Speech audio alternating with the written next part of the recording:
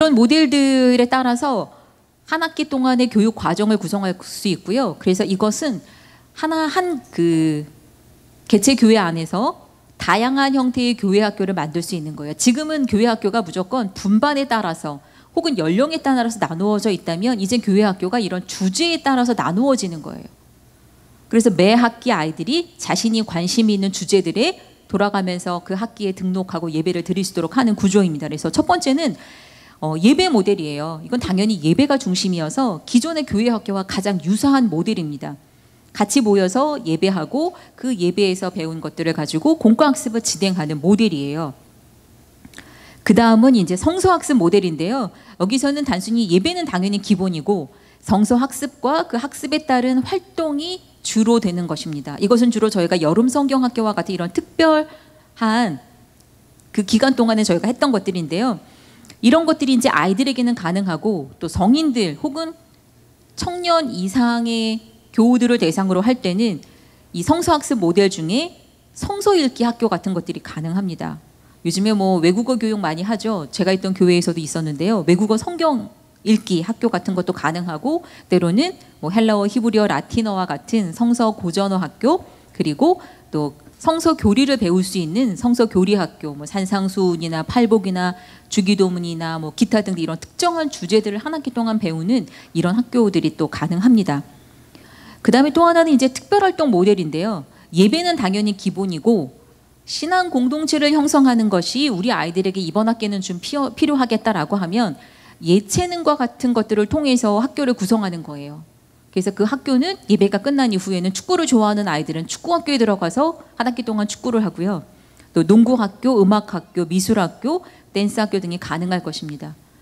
저는 주로 서울연예 소속이었는데 서울연예도 늘 아동부 축구대회가 있었어요. 그럼 제가 있는 동안에 아동부 축구단을 처음 만들었는데 그때 아이들이 교회 올 때도 축구단 단복을 입고 오더라고요. 그러니까 운동복을 입고 교회로 오더라고요. 그러니까 그 아이들은 이게 좀 표현하면 그렇지만 예배 끝나고 축구하는 게 일주일 동안의 유일한 낙이었습니다. 그래서 그런 아이들을 위해서는 축구대회를 준비하는 축구학교로 석 달 동안 혹은 넉 달 동안 연합주일학교, 주일학교를 운영할 수 있을 것입니다. 그리고 영성교육을 위해서는 기도학교나 영성학교 혹은 선교훈련학교 등이 가능하고 또 집중교육을 필요하겠다라고 하면 여름과 겨울 동안에 방학 동안에 우리가 이루어졌었던 성경학교와 수련회 혹은 비전 트립, 선교 여행 등을 통해서 가능하고 또 절기교육을 하는 것이 필요하겠다라고 하면 세례나 입교자들을 대상으로 혹은 사순절 기간 동안에 강림절 기간 동안에 이런 것들이 가능할 것입니다. 그 다음은 이제 프로젝트 모델인데요. 이 프로젝트 모델은 특정한 주제를 하나를 가지고 이것과 다른 모델들을 이렇게 혼합해서 교육 과정을 구성하는 거예요. 그래서 이 프로젝트와 특별활동을 묶으면 그 이전에 했던 게 그냥 음악학교나 댄스학교나 이런 거였다면 이것은 찬양주일학교, 유난히 찬양을 좋아하는 아이들 혹은 합창단 활동을 하거나 교회 중창단 활동하는 걸 좋아하는 아이들을 위해서는 이렇게 특별히 반을 구성하고 또 춤을 추는 걸 좋아하는 아이들은 거기에 워십을 가미해서 워십주일학교를 따로 만들 수도 있습니다. 그리고 프로젝트와 절기를 엮으면 세례준비학교 혹은 세례학교 등이 가능할 텐데요. 제가 교육학을 전공하고 나서 가장 바꿔보고 싶은 것 중에 하나가 바로 이것이었습니다. 아시겠지만 유아세례건 성인세례건 지금 제가 다녔던 모든 교회들에서 기껏해야 2주 동안 시간으로 따지면 한 2시간 정도의 세례교육 혹은 세례준비교육을 받고 세례식이 이루어졌습니다. 그게 너무 안타깝더라고요. 초대교회 시절에는 세례받은 자와 세례받지 않은 자가 드리는 예배가 구분되어 있었고 세례 준비 기간이 카테큐메나테라 그래서 굉장히 긴 시간 동안 그 사람의 신앙의 성숙과 또 그것을 점검하는 시간들이 있었습니다. 그것이 사라진 게 너무 안타까워서 우리 아이들에게라도 세례를 받고자 하는 아이들에게 혹은 유아 세례를 주고자 하는 부모들에게 이런 교육이 있으면 좋겠다. 그러면 그런 대상자들을 모아서 이번 한 학기 동안에는 그들을 위한 세례 준비 학교 그리고 저처럼 이미 이제 세례를 받았으나 너무 예전에 받아서 언제였는지도 기억도 가물가물한 사람들을 위해서는 요즘에 세례 갱신 학교들도 가능할 것입니다. 그래서 저도 제가 목회하는 동안에 세례 받은 자들을 위해서는 세례 갱신 예배를 따로 드렸습니다. 우리가 받았던 세례를 기억하면서 다시 한번 우리의 신앙을 되새기는 그런 시간을 갖자고 생각했었는데요. 필요하다면 이렇게 교육 과정을 또 구성할 수 있을 거고요. 그리고 강림절이라면 아기 예수를 마중하는, 이 명칭은 제가 목회할 때 저희 교회에서 쓰던 명칭이에요. 저희는 성탄절 예배를 아기 예수 마중 예배라고 했거든요. 그래서 함께 이제 24일 날 밤을 꼴딱 새면서 아기 예수님을 제일 먼저 우리가 맞이하자라고 하는 거였는데, 그 기간 동안에 강림절 혹은 대림절 동안에 아기 예수를 맞이하는 시간들을 묶어서 또 다른 하나의 교육 과정을 구성할 수도 있습니다. 그리고 그동안에 우리가 많이 해왔던 단기 선교를 하나의 선교 학교로 만들 수 있습니다. 그래서 그 단기 선교를 준비하고 단기 선교를 다녀오고 그리고 그 이후에 그 과정을 발표하는 것까지 모든 교육 과정으로 구성이 가능하고요. 그리고 또 종교 학교도 가능하죠. 주변에 있는 다른 다양한 이웃 종교들, 그리고 요즘에 아이들에게 하나의 유혹이 되고 있는 여러 이단들에 대해서도 아이들에게 소개할 수 있는 이런 학교들도 교육 과정으로 구성할 수 있습니다. 그리고 또 이 프로젝트 모델을, 아이고 하나가 먼저 갔네요. 네, 영적 성숙 이론과 합치게 되면, 아이고 아니네. 네, 요겁니다.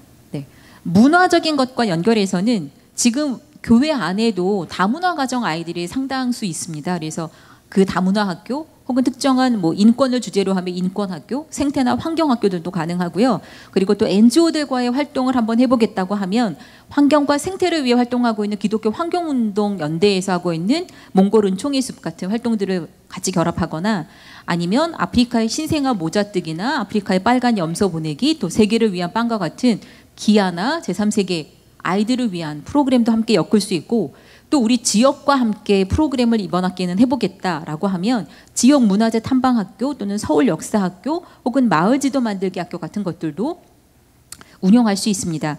그래서 교육 과정은, 이건 제가 그냥 하나의 소개해드리는 예시들이에요. 아마 목사님들께서는 이보다 더 많은 아이디어와 또 교회 현장에 필요한 것들을 더 많이 구성하실 수 있을 거라고 생각합니다.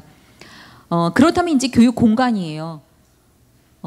연합주일학교를 하려고 할 때 제일 저희도 고민이 됐던 게 뭐냐면 공간이었습니다. 왜냐하면 작은 교회들이다 보니까 예배 공간 말고는 다른 별도의 공간이 없었거든요.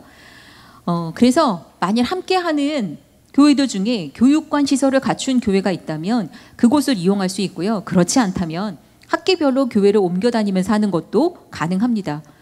그런데 이것마저 여의치 않다면 지역에 있는 사회적 공간으로 시선을 돌려보면 충분히 공간을 마련할 수도 있습니다. 그래서 저희도 실은 YWCA 공간이 주일날 비어 있어서 거기 강당을 사용해 볼까라는 생각을 가졌던 때도 있었습니다. 이렇게 YMCA 청소년 수련관, 복지관 등의 시설들을 주일에만 임대하는 것도 가능하고요. 다음에는 또 주일에나 주말에 문을 열지 않은 카페나 사무실을 빌리는 것도 가능합니다.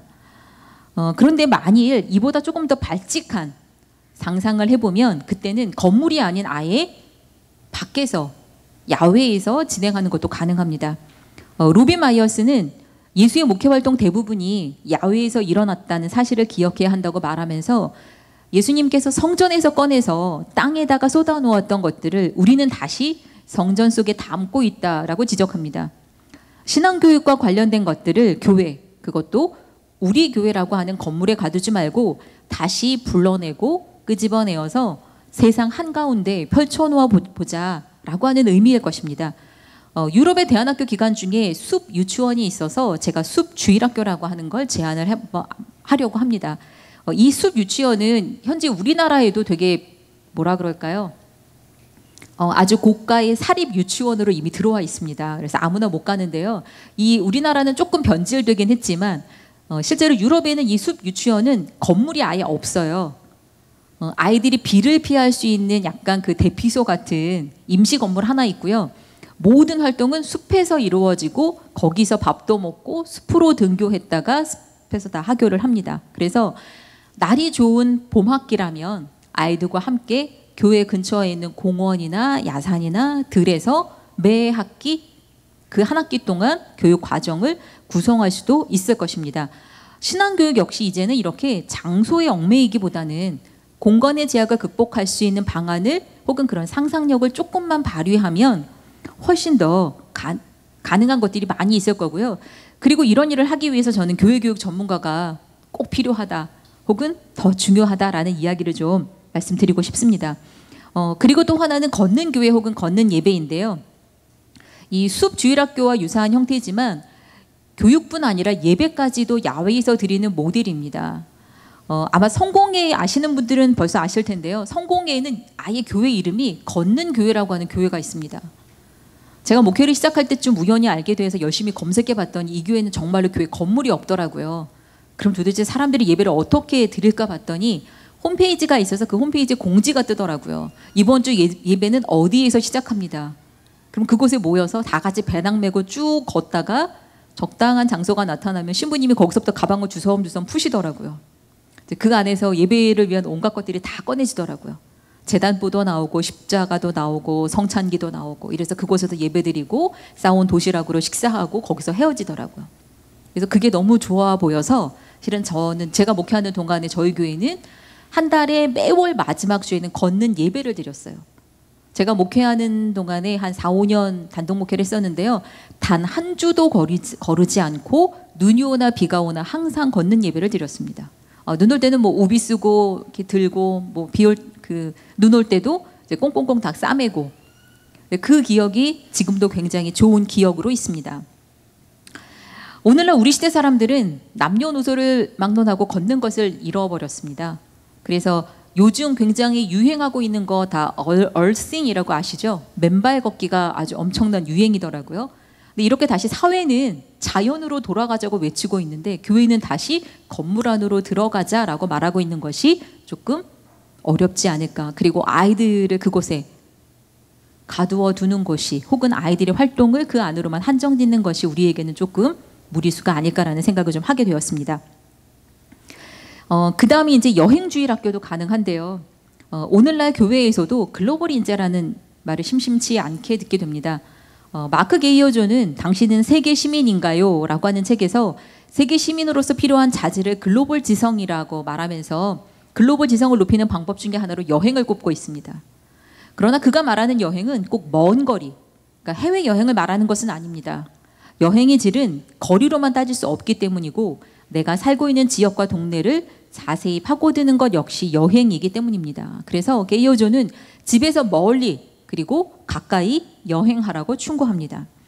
당연히 가까이 여행하기에는 우리 지역을 동네를 탐험하는 것입니다. 그래서 우리 동네 전체를 연합주일학교의 교육의 장으로 삼는 것입니다. 그 하나의 예를 좀 소개하자면요. 광주 광산구의 숨심교회라고 있습니다. 이 교회는 온 마을을 이 교회교육 혹은 신앙교육의 장으로 삼았는데요. 2012년에 안타깝지만 그 지역에서 이제 성폭력 사건이 일어났다고 해요. 그랬더니 교회를 중심으로 마을 사람들과 함께 이런 걸 만들었습니다. 우리 동네는 우리 손으로 지키자라고 하는 슬로건으로 마을 지킴이 손전등 산책을 만들어서 밤마다 어른과 아이가 함께 손을 잡고 동네를 누비기 시작한 거예요. 골목골목을 다. 그러면서 그 지역사회의 안전이 곧 우리의 안전이고 우리 교회의 안전이다. 그리고 그리스도의 빛으로 사는 삶이 이런 것이구나 라고 하는 걸 몸소 체험할 수 있었다고 해요. 그래서 그렇게 해서 지역 사람들과 함께 했던 게 연이 닿아서 부모님들과 함께 세미라 그리기 반이 하나 만들어졌고 그것을 통해서 숨쉬는 마을 지도 만들기가 이루어졌습니다. 근데 그 마을 지도를 저도 봤는데요. 꽤 잘 만들었더라고요. 그랬더니 지자체에서도 지원을 해주어서 그 지도는 아이들이 가볼 만한 곳 그리고 여기 가면 재미있는 게 뭐가 있는지 이런 것들까지 다 표시가 되어 있는 아주 재미있는 마을 지도였어요. 그래서 그것이 버스 정류장과 마을 곳곳과 관공서에 놓여지게 되었습니다. 이런 활동들이 다 교회를 통해서 이루어졌었고요. 그리고 가까운 지역을 여행하는 것뿐만 아니라 먼 거리 여행 혹은 해외 여행도 말씀드린 대로 교육 과정이 될 수 있습니다. 이 교육 과정으로 여행을 구성할 때 이전에 우리가 많이 했었던 여행과 다른 점이 있다면 그것은 바로 이것은 목적이 있는 여행이라고 하는 사실입니다. 처음 시작부터 그 목적을 위해서 이 여행학교 혹은 이 연합주일학교가 만들어지는 거예요. 그래서 우리가 그동안에 있었던 비전 트립이나 성지순례, 기독교 유적지 순례 혹은 뭐 경건주의 발자취를 따라서 등과 같은 이런 독특한 주제들을 중심으로 청장년 이상 혹은 청소년 이상의 사람들을 대상으로 3개월 혹은 4개월 과정을 구성하고 이것을 통해서 준비 기간도 갖고 그리고 실제로 여행도 다녀오고 그 이후에는 그 다녀온 것을 발표회, 보고회를 통해서 한 학기를 마무리할 수 있을 것입니다. 이런 여행이라면 먼 거리 여행, 해외 여행도 마다할 이유가 없으며 장소에 구애받지 않고 그리고 우리 교회라고 하는 틀을 넘어서서 얼마든지 신앙교육을 할 수 있는 기회로 삼을 수 있을 것입니다. 팬데믹 이후 사회에서뿐 아니라 교회에서도 거리두기가 새로운 일상, 뉴노멀이 되었습니다. 그러나 이것이 우리의 신앙의 거리 혹은 영적 거리까지도 벌려놓아서는 안 될 것입니다. 언택트 트렌드, 이런 통신 기술이나 혹은 SNS 등과 같은 이런 기술들을 이용하는 것이 이미 우리의 새로운 일상이 되어버렸고요. 그리고 또 교회의 친밀한 이런 존재 방식, 교회의 이런 친교 방식이 사회적으로 때로는 손가락질을 받으면서 거부되기도 하지만 인간은 원래 이런 사회적 네트워크 안에서 살아갈 수밖에 없고 누군가와 만나고 접촉하면서 살아가는 존재입니다. 그러므로 언택트 시대, 위드 코로나 시대 우리에게 필요한 것은 피하고 줄이지만 아무 지장이 없도록 만드는 것. 즉 그것을 기반으로 새로운 공동체 모델, 새로운 주일학교 모델을 만드는 것일 것입니다. 그래서 오늘날 개체 교회들이 시도하고 있는 다양한 언택트하고 뉴노멀한 존재 방식은 이와 하나의 새로운 공동체 생존 모델로서 주목받게 될 것이라고 생각합니다. 그래서 이런 뉴노멀 시대를 맞아 한국교회는 이전의 방식을 더 이상 유지할 수 없는 위기와 도전 앞에 서 있습니다. 그러므로 교회 공동체를 위해 그리고 신앙교육을 위해서 우리는 무엇을 과감히 내려놓고 또 무엇을 용기 있게 새로이 시작해야 하는지 이제는 결정해야 한다고 생각합니다. 그러나 이제껏 그래왔듯 한국교회 그리고 저는 한국감리교회는 올바른 선택을 할 것이고 이 순간을 무사히 헤쳐나갈 수 있을 것이라 믿습니다. 마지막으로 폴 트루니의 말을 다시 한번 읽어보겠습니다. 혼자서는 할 수 없는 것이 둘 있다. 하나는 결혼이고 또 하나는 그리스도인이 되는 것이다. 이번 목회 계획 세미나를 통해서 서울 남년의 교회들이 서로 연합하여 신앙교회의 모범이 되는 그런 감리교회들이 되시길 바랍니다. 경청해 주셔서 감사합니다.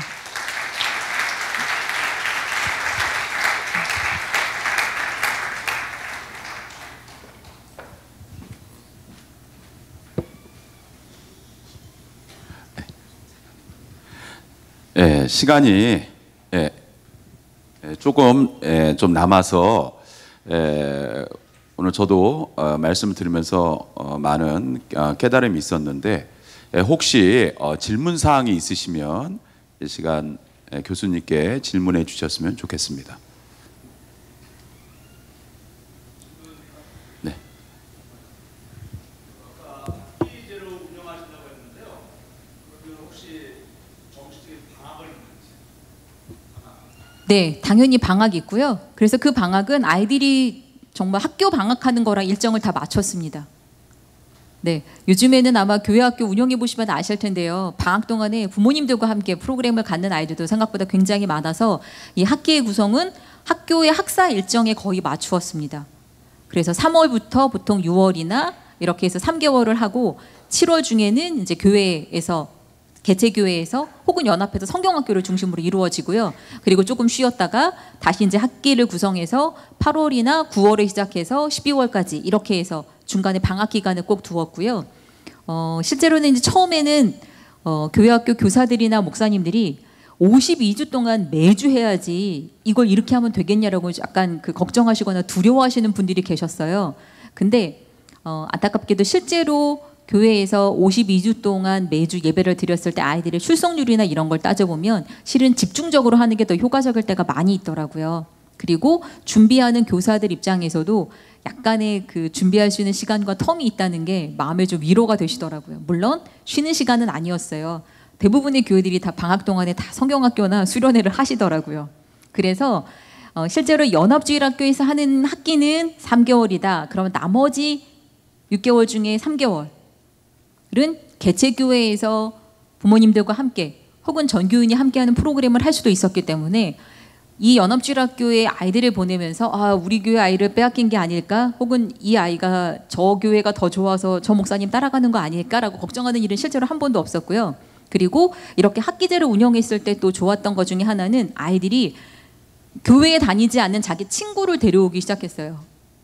어느 교회도 소속이 되지 않는데 매주 교회로 간다고 하면 이제 약간 부모님들 입장에서도 부담스럽고 아이도 부담스러웠을 텐데 여기 갔더니 뭐 게임을 어느 날은 하기도 하고 그리고 또 어느 날은 그 동탄 지역에 있는 교회들도 항상 매 학기 서울이나 인근 지역으로 이렇게 나들이를 갔어요. 그래서 서울에 보통 오면 이제 정동길을 걸으면서 그쪽에 이제 감리교 유적지를 순례하는 걸 하는데 목사님들이 직접 설명을 해주시니 얼마나 재미있게 했겠어요. 그리고 간식도 먹고 또 차도 타고 이렇게 오랜만에 바람도 쐬고 하니까 부모님들도 아주 적극적으로 그 아이들을 보내기 시작했고 그리고 그게 소문이 나다 보니까 이제 반 친구들을 이렇게 데려오기 시작을 하더라고요. 그래서 실제로는 학교를 운영하는 게 크게 무리가 없었고 오히려 개체 교회들과 참여하는 분들에게도 도움이 좀 됐습니다. 근데 이거는 하나의 제안이에요. 그래서 한 교회에서 우리 교회에서 이런 식의 커리큘럼을 가지고 교회 학교를 좀 개편해 보겠다 하실 때는 굳이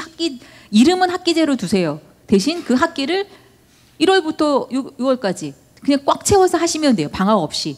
근데 연합주일학교로 여러 개의 교회가 모였을 때는 개체 교회에서 자체 프로그램이나 활동을 할 수 있는 시간을 주시는 게 훨씬 좋더라고요. 네, 그래서 그건 얼마든지 바꾸실 수 있습니다. 우리는 3개월이 짧으니 4개월, 5개월 하고 한 달만 쉬겠습니다. 얼마든지 가능합니다. 대신 학기제로 구성을 했을 때는 꼭 아이들에게 말씀드린 것처럼 학기 시작과 끝을 분명하게 알려주고 이번 한 학기 동안 무엇을 배우게 될 것인지를 매 학기 새롭게 좀 구성을 하시면 좋겠다. 그리고 좀 규모가 있는 교회에서 이런 주일학교를 여러 개를 운영하실 때는 똑같은 과정으로 학년을 나누어서 하시기보다는 주제에 따라서 구성하시는 게 훨씬 좋을 것 같아요. 네, 그러면 아이들이 내가 이번 학기에는 여기에 등록하고 다음 학기에는 이거 한번 해볼래요가 가능하고요. 그리고 제가 있던 일산 지역에서 이름 들면 알만한 굉장히 큰 교회가 있어요. 그 교회에서 어느 해에 담임 목사님이 아주 파격적인 행보를 보이신 적이 있는데 이거였습니다. 이것도 이제 대안학교에서 주로 많이 쓰던 방식 중에 하나였는데 보통 주일학교가 새 학기가 시작될 때 이미 분반이 다 되어져 있습니다. 그동안의 틀에서 보자면. 그리고 그 반에 선생님들도 다 정해져 있어요. 1학년 어느 반은 어느 선생님, 2학년은 어느 반, 3학년은 어느 반 이렇게 정해져 있어요. 근데 아이들도 나 이번 학기는 저 선생님이랑 좀 하고 싶었는데 하는 게 있는데 아무 소용이 없습니다. 다 무조건 그냥 그 반에 가야 되는 거예요. 근데 어느 해에 목사님께서 파격적으로 모든 교사들을 다 해임을 시키셨어요. 교사들을 다 불러 모아놓고 자, 올해로 여러분들의 교사 임기는 다 끝입니다. 나 교사 30년 했다고 아무도 얘기하지 마세요. 다 끝났습니다. 자, 내년도 교사는 어떻게 뽑을 거냐면 학생들이 뭐 예를 들어서 10명 이상이 모여서 선생님 우리 교사 해주세요 라고 부르면 그분이 교사하는 겁니다. 네, 무슨 일이 벌어졌을까요? 네, 이제 교사들은 늘 내가 교사로 불림을 받아야 되는 입장이 된 거고요. 아이들은 완전 신이 나서 자기들끼리 끼리끼리 팀을 모아서 자기들과 가장 잘 맞는 선생님을 고르기 시작했습니다. 그랬더니 주일학교가 굉장히 활기차진 거예요. 그렇게 됐을 경우는 어떤 일이 생기냐면 나이도 상관없고요. 성별도 상관없어요. 저도 교회 다닐 때 저희 동기들보다 친한 언니들, 오빠들이 있었거든요. 저 언니들이랑 이번 학기는 좀 해보고 싶더라고요. 이 방식이 다 좋으니까 매번 이렇게 해라 이거 아니에요. 근데 이런 것들도 필요하다는 거예요. 그래서 이제 저희가 교육자 회의 때 그걸 소개를 하셔서 저희가 물어봤어요. 목사님 어떠셨어요? 그랬더니 교사들한테는 원성이 자자했으나 아이들에게는 엄청난 인기를 받았다. 그리고 나중에는 교사들도 다 인정했다. 그래서 그렇게 해서 몇 학기 동안을 그렇게 운영을 하셨다고 하더라고요. 그러니까 이것도 말하자면 발상의 전환이에요. 네, 그래서 교회학교에서 교사들을 목사님들이 찾느라고 이렇게 애쓰지 마시고 이렇게 좀 열어두시면 네, 그렇게 되면 저희가 평소 생각했던 교사의 자격 조건이랑 아이들이 데려오는 교사는 전혀 다르더라고요. 네. 그리고 제가 권했을 때는 절대 교사를 하지 않던 그 성도가 아이들이 가서 얘기하니까 어떻게 했을까요? 하더라고요, 교사를. 네. 그래서 이런 긍정적인 일도 있습니다. 그래서 교회학교의 교육 과정은 저는 약간 좀 이렇게 재미있게 조금씩 바꿔보시는 것도 좋을 것 같습니다. 네, 질문 목사님 감사합니다. 혹시 또 궁금한 거나 질문 있으신가요?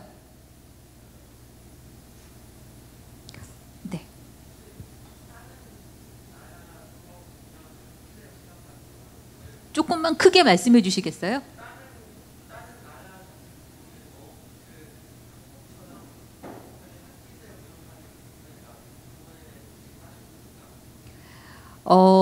이 말씀드린 대로 이제 독일 같은 경우는요, 신앙교육이 학교에서 이루어지는 종교 수업 시간에 이루어지기 때문에 기독교 교육이라고 부르지 않고 이제 종교 교육이라고 부르고 있거든요.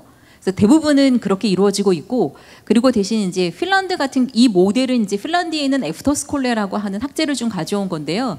이 핀란드의 애프터스콜레는 교회에서 한다기보다는 학교의 전체 교육 시스템 중에 일반적으로는 정규 학교를 다니다가 내가 원하면, 우리는 그렇게 하면 내가 무조건 학교를 다니다가 나 가끔 저 학교 한번 가보고 싶은데 라고 하면 그 학교를 휴학을 하거나 뭐 자퇴를 하거나 해야 되는데, 핀란드의 시스템은 그 학교에 다니다가도 이 학교에 한 학기 동안 혹은 1년 동안 갔다 오는 게 그 교육부 안에서 충분히 가능해요. 그리고 다시 이 학교에서 갔다가 내가 원래 다니던 학교로 복학을 해도 학기도 다 인정이 되고 학년도 그대로 다 올라가는 이런 구조로 되어 있습니다. 그래서 그 모델을 가져다가 저희 한국교회 상황에 맞게 좀 변형을 한 거예요. 네, 그래서 실제로는 뭐 이름은 여러 가지로 붙일 수 있을 것 같아요. 저는 그냥 학기라고 했는데요. 요즘엔 또 시즌 많이 하잖아요. 그래서 내년부터 저희 감리교단에서 유치부랑 아동부 공과가 새롭게 시작합니다.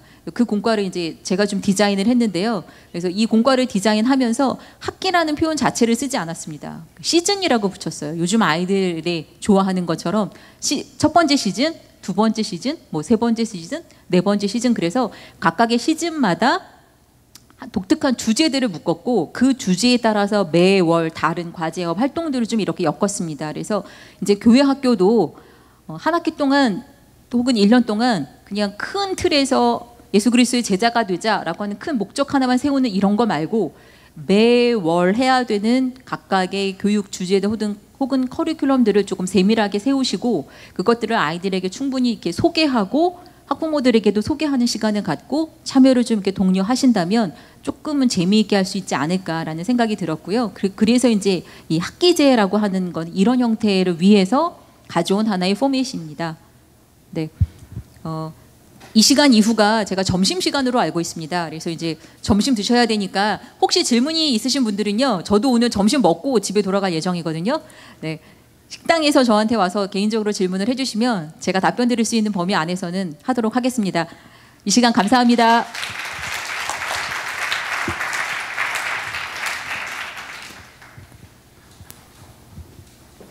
네, 감사드립니다. 사실 이 연합주일학교에 대한 이야기를 들으면서 예전에 저희 지방에서 저원교회들이 모여서 이렇게 그 여름 성경학교를 진행을 하고, 제가 교육부 총무로 있었을 때도 권역별 여름 성경학교가 제가 5권역이어서 잠실, 송파, 강동이 모여서 이렇게 연합 여름 성경학교를 진행한 적이 있었는데, 끝나고 나서 아이들의 반응들이 너무 좋았습니다. 그러면서 하는 말들이 언제 우리 다시 하나요? 라는 이야기를 들었어요. 그거 들으면서 제가 굉장히 마음이 아팠습니다. 왜냐하면 주일학교가 없는 교회들이 꽤 많았거든요. 그래서 오늘 우리 교수님 이야기를 들으면서 정말 좋은 대안, 모델이 될 수 있겠구나. 저는 큰 도전을 받았습니다. 자, 기도하시겠습니다. 살아계신 하나님 아버지 감사합니다. 뉴 노멀 시대를 하나님께서 우리에게 귀한 사역을 주셨습니다.